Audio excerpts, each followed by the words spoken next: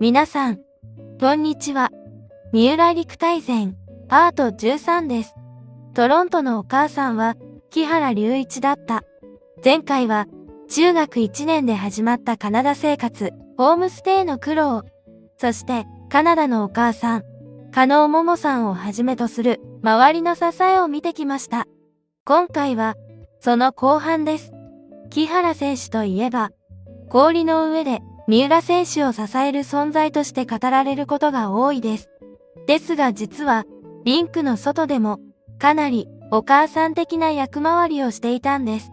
忘れ物をチェックする。掃除を二度拭きする。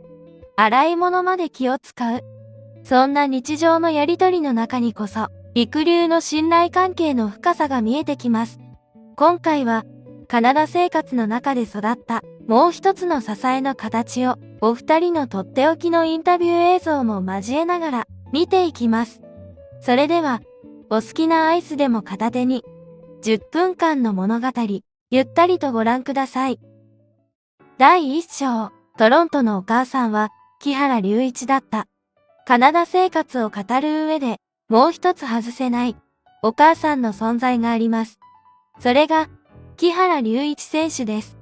実は木原選手は、三浦選手の家族から、トロントのお母さん、と呼ばれていたそうなんです。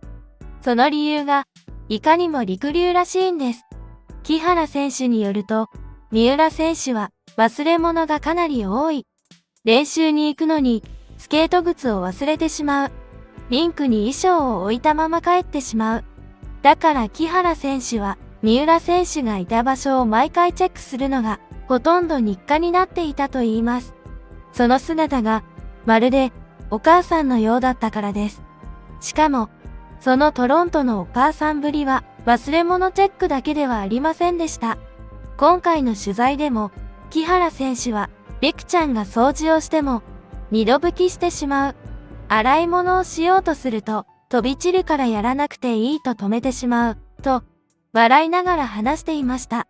三浦選手も、ちゃんと頑張って拭いたのに、もう一回二度拭きされる、と、ちょっと困ったように笑っています。でもそのやりとりからは、ただ細かいのではなく、毎日の生活をきちんと回そうとしている、木原選手の気遣いが見えてきます。カナダのシンクは、高いから大変かなと思って、そんな言葉まで出てくるように、木原選手は、パートナーとして支えていただけではなく、異国での毎日の生活そのものまで、かなり細かく気を配っていたんです。まさにトロントのお母さんなんです。では、実際のお二人のインタビュー映像で、木原隆一さんのトロントのお母さんぶりを見てみましょう。なんかトロントのお母さんって言われてるっていう話も聞いたんですけど。そうですね、なんかあんまり信用されてないみたいで、掃除をしても二度拭きをする信用されてないみたいです。いや、なんかすごい一生懸命掃除してくれるんですごい助かる。やっぱなんか、ね、汚いんだよね。じゃあなんかもっと綺麗にしたいなって思うだけ。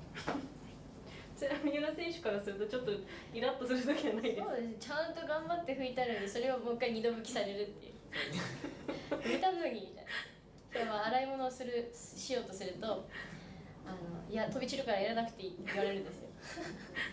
いや、ゆきちゃんカナダのそのシンクって高いじゃないですか。だから大変かなっていうふうに思っていつも手伝ってます。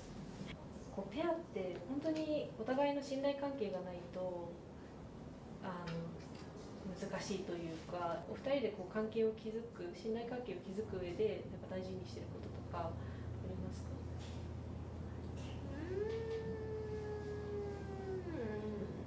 やっぱり何事も紳士っていうのかな。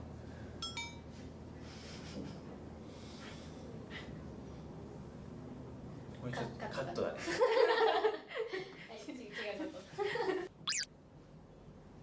日々の積み重ねじゃないですか。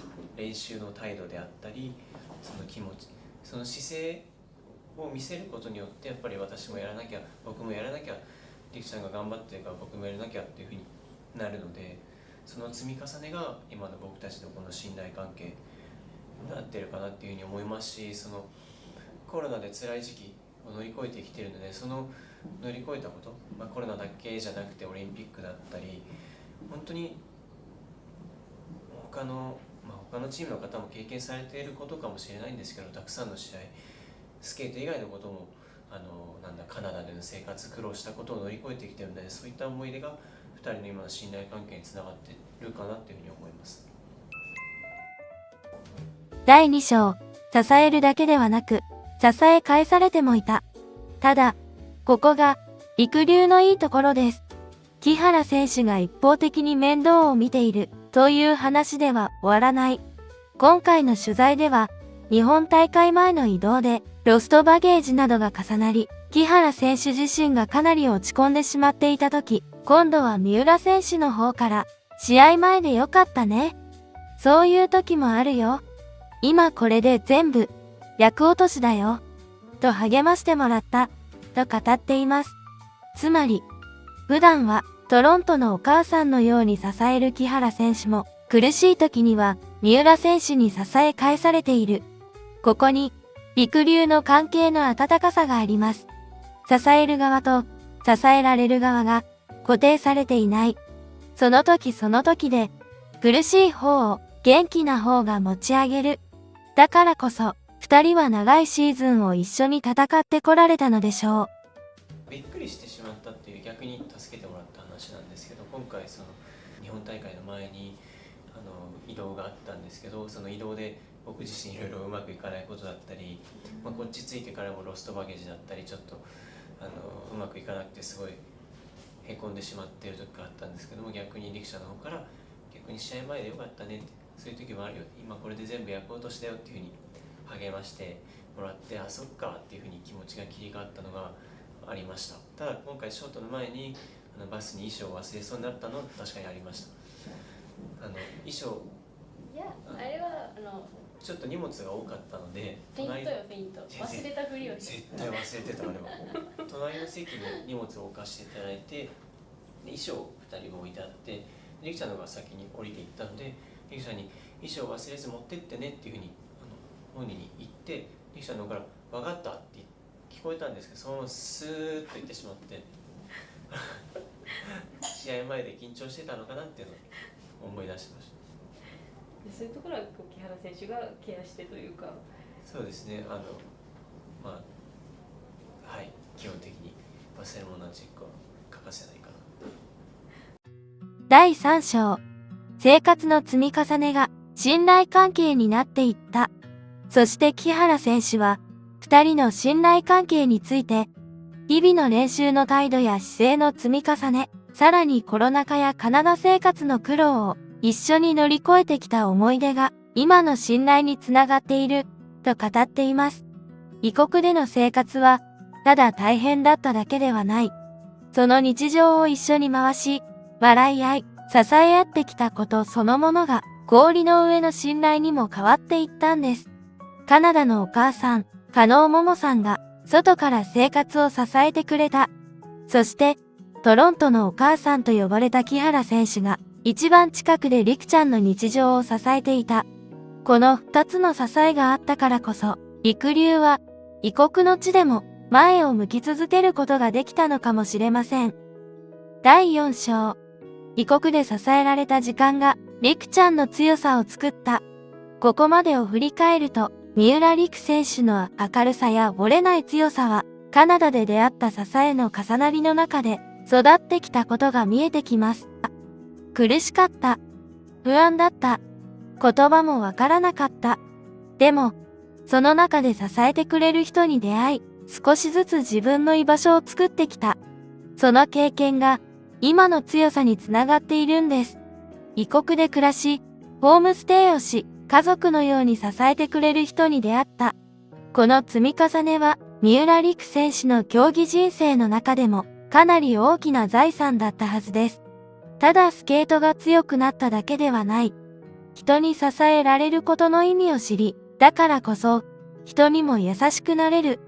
そんな人間としての土台も、カナダ生活の中で育っていったのでしょう。今回は、トロントのお母さんと呼ばれた木原龍一選手の支えを通して、陸流の信頼関係がただ氷の上だけで育ったものではないことを見てきました。忘れ物チェック、掃除の二度拭き、洗い物の気遣い、そして落ち込んだ時には励まし合うこと。そんな日常の積み重ねが世界一のペアの土台になっていたんですね。そして次回はその支えの輪をさらに広げて見ていきます。ブルーノ・マルコットコーチはなぜ三浦璃来という選手の特別さを見抜けたのか。周囲の人たちはどんな形で陸流を支えてきたのか。そして支えられてきた三浦璃来選手がなぜ今度は支える側を目指しているのか。三浦璃来大全支え編はまだまだ続きます。ぜひ次回もご覧ください。この動画は世界中の陸流ファンへ33言語の字幕付きでお届けしています。陸流ロスは海外のファンも同じです。コメント欄でも温かくつながれますように。いいねとチャンネル登録、そしてメンバーシップでもぜひこのチャンネルを応援いただけると嬉しいです。この動画が皆さんの心を少しでも温める時間になりますように。サンサンタイムズでした。